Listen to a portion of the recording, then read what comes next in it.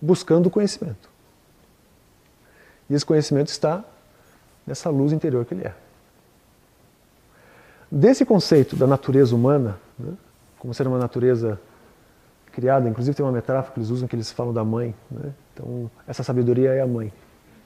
E do seu útero tudo veio. Que é a natureza criadora, a sabedoria criadora. Né? Essa essência comum de todos os homens é o fundamento da igualdade.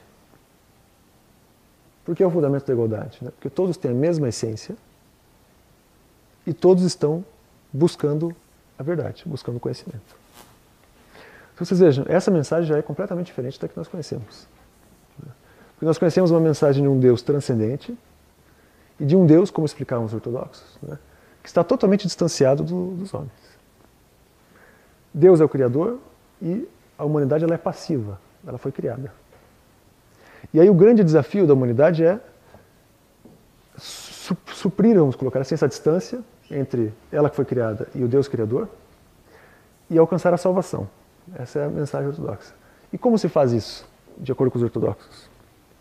Como você rompe essa distância que existe entre você e o Deus Criador?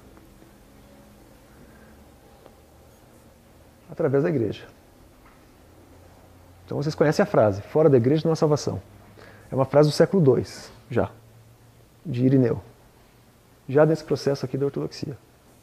Ou seja, essa mensagem aqui do autoconhecimento não existe aqui.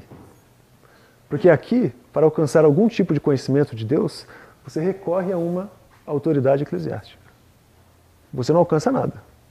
Você simplesmente recorre a uma autoridade eclesiástica e espera que ela te leve à salvação. Aqui não há salvação. Aqui há conhecimento. Vocês vejam, essa filosofia salvacionista, né, ela é extremamente prejudicial.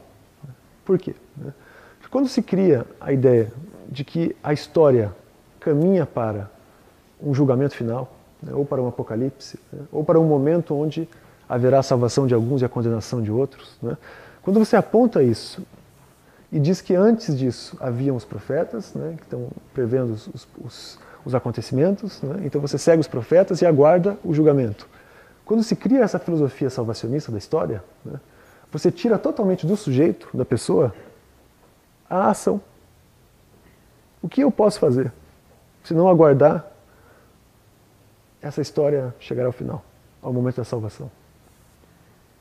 A filosofia da história salvacionista é péssima, que faz esse distanciamento. Então a pessoa ela é praticamente passiva, ela é inerte. Porque ela precisa só seguir a ortodoxia e aguardar o momento da salvação. E ainda torcendo para que dê certo.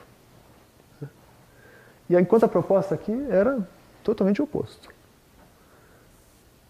Você só alcança uma iluminação, como eles chamavam, quando você alcança o conhecimento.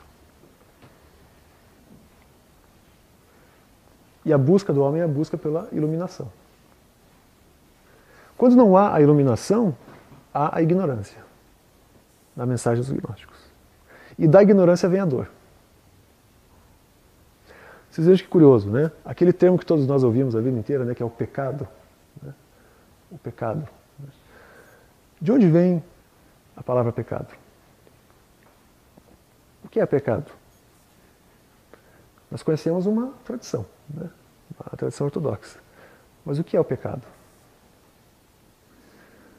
A origem do termo, né, por incrível que pareça, vem do esporte dos arqueiros, que miram o alvo e acertam o alvo. Né?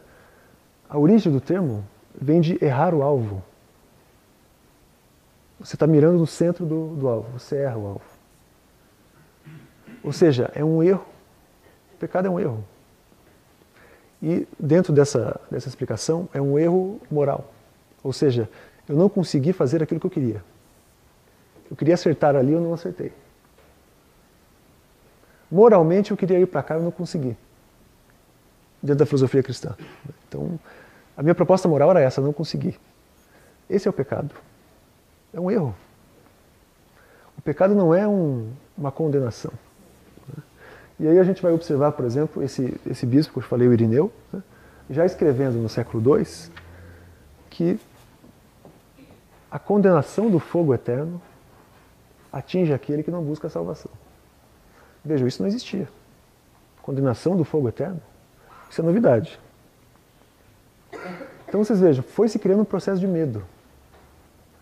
Ou você obedece, ou tenha medo, que você vai ser castigado.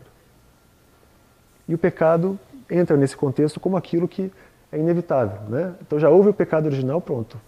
É melhor você obedecer, porque senão você já está